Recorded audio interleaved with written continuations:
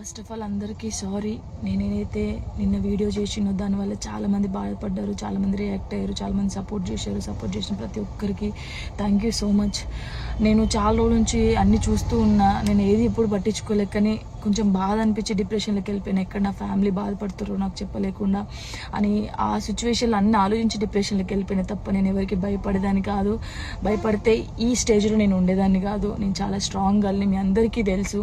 ఇంకో విషయం, పెళ్లి గురించి అందరూ అవును నా పెళ్లి వల్ల మీకు ఏమైనా నష్టం ఉందో లేదు కదా, నేను కొత్త లైఫ్ స్టార్ట్ చేయబోతున్నాను, నా కొడుకు నేను చాలా సంతోషంగా ఉండే, ఆ సంతోషంతోనే మీకు ఆన్సర్ నేను చెప్తా.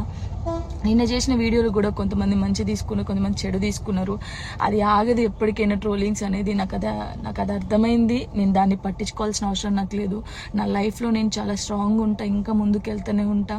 మీ జానక్క ఎప్పుడు స్ట్రాంగ్గానే ఉంటుంది. కొంచెం డిప్రెషన్లోకి వెళ్ళిపోయిన, అంతకుమించి ఇంకేం లేదు. Thank you so much.